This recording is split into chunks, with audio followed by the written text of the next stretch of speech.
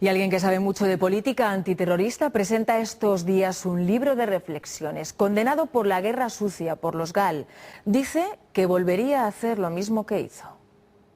Hubiese hecho lo mismo, pero a lo mejor con otras personas. Yo creo que lo que falló en aquellos tiempos tan difíciles a veces fueron las personas.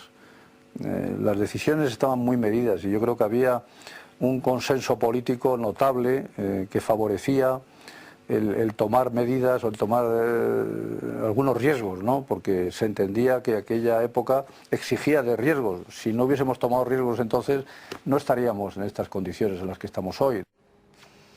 Aunque usted no quiera. Mire, esto de los GAL, por ejemplo, ese recurso siempre reiterativo, ¿no?, de la oposición con el tema de los GAL, pues ahora de eso hace ya 20 años. Es decir, los GAL dejaron de existir en el año 87. Hace exactamente, estamos en el 2007. Es decir, si ese es el único argumento que tiene la oposición, poco argumento tiene. Porque recuperar para hacer oposición al gobierno actual en materia antiterrorista hechos que sucedieron entonces en unas circunstancias totalmente distintas, había que trasladarse para juzgar estos hechos a aquellos años, ¿verdad? Y no es posible, porque la España de hoy afortunadamente no es la España de entonces, en materia política y de derechos fundamentalmente, ¿no? Bueno, el Partido Popular tuvo ocasión en su día de investigar las actividades de los GAL.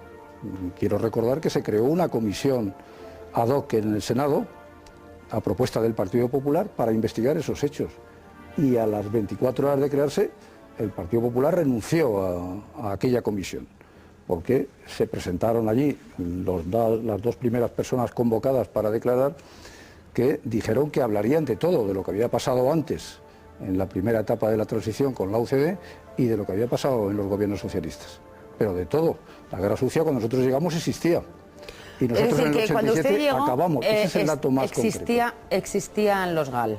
No, existía la guerra sucia, con otros nombres. Y yo creo que esto de los GAL, como estamos en la época de la publicidad y el merchandising, ¿verdad?, pues entonces parece como que se ha convertido en una referencia, ¿no? Bueno, estamos viendo, por ejemplo, en la guerra de Irak, cómo hay episodios de guerra sucia constantemente, ¿verdad?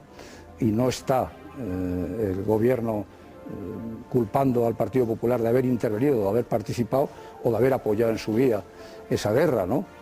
Bueno, yo creo que este es un libro que busca otras cosas. No quiero opinar sobre cuestiones políticas, aunque me obliguen.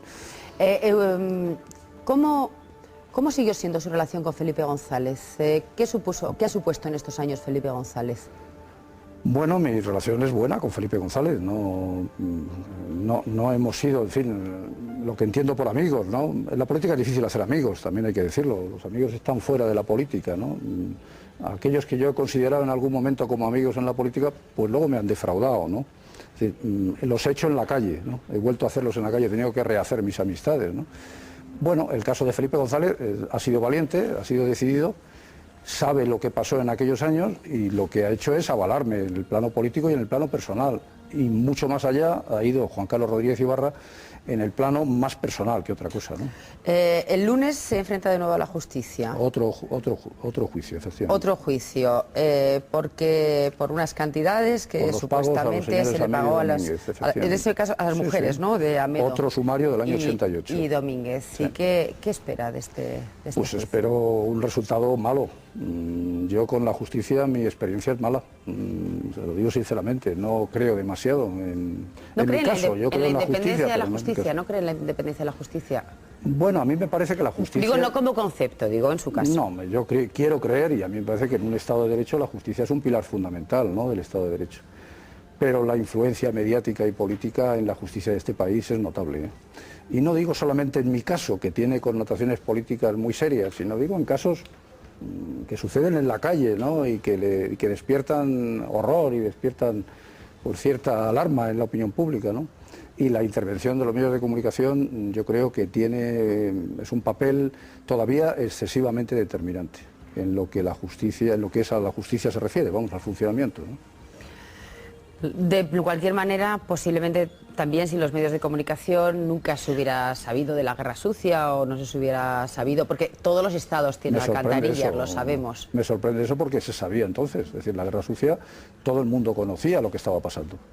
Yo quiero recordar que en aquellos años las intervenciones del entonces ministro de Interior, José Barrenuevo, en el Parlamento español, a preguntas, no precisamente de Alianza Popular entonces, sino de Santiago Carrillo, que era entonces dirigente del Partido Comunista, que era el único que hacía preguntas sobre temas relacionados con la guerra sucia. Y Alianza Popular aplaudía a rabiar cuando aparecía el ministro Barrio Nuevo. Es decir, que por eso hay que rebobinar y... ¿A usted esa amnistía por la que le permitió salir de prisión? No, un indulto. Un indulto se la dio el gobierno de José María, Popular, sí. del Partido Popular. Sí, no, a lo que agradecimos especialmente esa deferencia que tuvo. Sí. Usted salió además por el artículo 100, que es porque estaba comenzando a ser preocupante su estado de salud debido a una depresión. Que era sobre todo mi estado de la cabeza. Que no paradójicamente es por el mismo artículo que ha salido ahora de Juana Chaos y que ha causado en mi caso el juez de vigilancia lo echó para atrás y en el caso del señor de Juana no. ¿Usted qué le parece? De alguna forma, ¿no? En mi caso, la decisión que se ha tomado, el juez de vigilancia lo anuló. Lo anuló. ¿Y a usted qué le parece que sí que se haya...? Mire usted, sobre ese tema yo he dicho antes y me reafirmo en que no estoy en la vida política ni quiero estarlo, pero en materia antiterrorista comparto todo lo que haga el gobierno de turno, sea del Partido Popular o sea del Partido Socialista. Estoy seguro que lo hacen con la mejor voluntad, con el deseo de acabar con la violencia terrorista y por tanto no criticaré nunca cualquier iniciativa que tomen, aunque se equivocasen, no lo haré nunca. Dice, está absolutamente alejado de política. Sin embargo, un hombre que ha estado tanto tiempo en política, que ha sufrido tanto por estar en política, cuando ejercía sus cargos, porque no veía a su familia, no veía crecer a sus hijos, hay determinadas partes del libro que son realmente emotivas, ¿no? Usted antes de todo esto perdió un hijo y cuando va a ingresar en la cárcel lo primero que hace, y lo cuenta en su libro, es ir a la tumba de su hijo a despedirse, ve cómo su hija crece y no la ha visto crecer. ¿Volvería otra vez, si su país se lo necesitara en ese momento, poniéndose en ese momento, volvería a hacer lo mismo quizá? Pues básicamente sí. Quizá lo que prescindiría es de algunos colaboradores. Yo creo que falla, como en todos los órdenes de la vida, el factor humano, ¿no? Es decir, bueno, pudimos cometer errores, yo en mi caso, que soy el único capaz de hacer una autocrítica en el sentido de, yo no me atrevo a criticar a los demás y a comentar en público los posibles errores que he visto, pero sí en mi caso.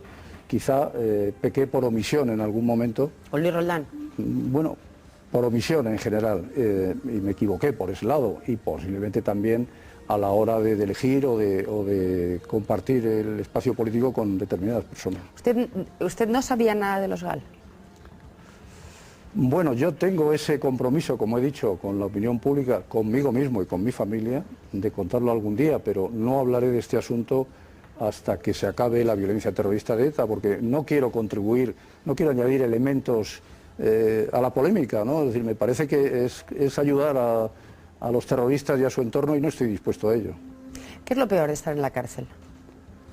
Lo peor de estar en la cárcel es el sentimiento que tienes, que te asalta. En mi caso, yo creo que cada caso será distinto, ¿no? Pero en mi caso, eso de que está encarcelada tu familia también contigo, ¿no? Es decir, sobre todo con esa carga que comento en el libro emocional que llevo y esa enorme culpa, sentido de culpa que tenía, pues te asalta ese estado de ánimo verdaderamente, no de soledad, porque la soledad, me gusta, soy un hombre solitario, no me preocupa la soledad, ¿no? Me gusta la soledad, pero hay una parte importante en el ser humano que es esa, que es la familia para mí, ¿no? Y mis hijos, y sabía que estaban pasándolo muy mal, y eso me afectaba seriamente. Había en el pasado descuidado mis labores. Yo cuando vi a mi hijo muerto en la carretera en una vuelta del ministerio una tarde, un miércoles santo, cuando tenía intención de irme con ellos de vacaciones, coger 2 días, que había hecho un esfuerzo notable para hacerlo, y lo vi, me pararon los escoltas porque en la misma carretera por la que pasé estaba su cuerpo debajo de una manta, y le toqué la cara y le vi, noté que tenía barba. Dije, hijo, ¿cómo has crecido? Y tu padre no se ha dado cuenta, ¿no? Eso se lleva muy dentro, se lo puedo asegurar. Bueno, pues mañana se presentará este libro, lo hará Felipe González Rodríguez Ibarra, Las 19 puertas, y esperamos ya, con lo que nos ha anunciado Rafael Vera, las memorias en las que descubriremos muchas cosas, supongo que sin seudónimos. Rafael Vera, muchísimas gracias por estar con nosotros. Me gustaría seguir charlando, pero se nos ha acabado el tiempo y simplemente a los espectadores quiero hacer un